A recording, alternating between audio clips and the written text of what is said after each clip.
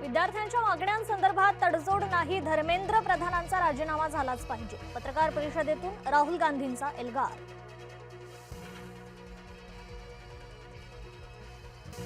दिल्लीतल्या विद्यार्थी आंदोलनाला कुठलीही परदेशी फंडिंग नाही, परराष्ट्र मंत्रालयाचं स्पष्टीकरण. धर्मेंद्र प्रधानांच्या राजीनाम्यावर केंद्र आणि सीजेपीतील चर्चा अडली.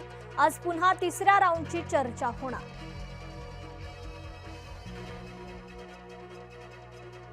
जंतर मंतरवर सीजेपीचं आंदोलन कायम, पोलिसांचा कडक पहारा, गर्दी हटता हटेना. धर्मेंद्र प्रधानांच्या राजीनाम्यावर सीजेपी ठाम. नवी दिल्लीतील 18 मेट्रो स्थानकं आजही बंद. वीकेंडला आंदोलकांची गर्दी वाढण्याची सरकारला भीती. सरकारसोबत कुठलीही डील नाही, आरोपांवर सोनम वांगचुक यांचं स्पष्टीकरण. टीका करणाऱ्यांना लाज बाळगण्याचं आवाहन. सीजेपीचे संस्थापक अभिजित दिपकेंना टायफॉइड, तापानं फणफणले, उपचार सुरू. प्रधानांच्या राजीनाम्यापर्यंत शांत न बसण्याचा इशारा. पंतप्रधान मोदी 24 तासाच्या आत दुसऱ्यांदा इंस्टाग्रामवर.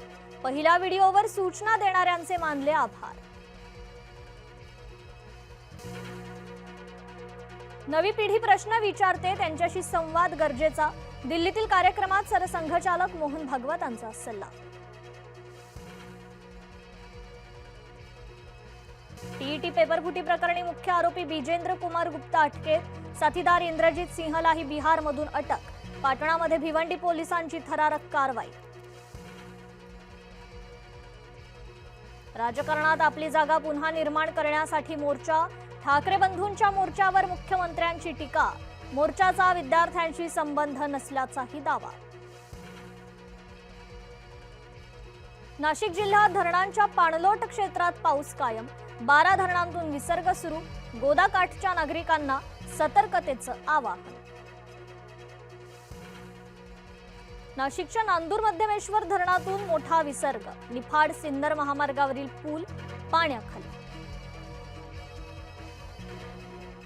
पवना धरण 97% भरलं.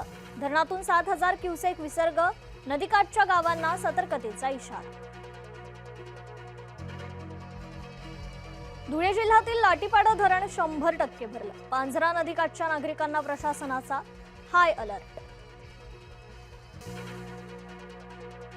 महाराष्ट्रातून पाऊस काढता पाय घेण्याची शक्यता. हवामान विभागाकडून 4 आठवड्याचा अंदाज जाहीर. राजस्थान, गुजरातमध्ये सरासरीपेक्षा जास्त पाऊस. विठुरायाच्या दर्शनासाठी पंढरीत वैष्णवांची मांदी आली. विठ्ठल नावाच्या गजरात दुमदुमली पंढरी. मंदिरालाही आकर्षक सजावट. मुख्यमंत्री फडणवीसांकडून विठुरायाची सपत्नीक पूजा. धाराशिवच्या माने दाम्पत्याला महापूजेचा मान. मुख्यमंत्र्यांनी वारकऱ्यांसोबत धरला ठेका. सलग सुट्ट्यांच्या पार्श्वभूमीवर तुळजाभवानी मंदिर 22 तास खुलं राहणार. पुढील 4 दिवस विशेष दर्शन व्यवस्था. आंतरराष्ट्रीय बाजारात कच्च्या तेलाच्या किमती प्रति बॅरल $100 वर. शेअर मार्केटमध्ये हाहाकार. पेट्रोल डिझेलचे भाव पुन्हा वाढण्याची भीती.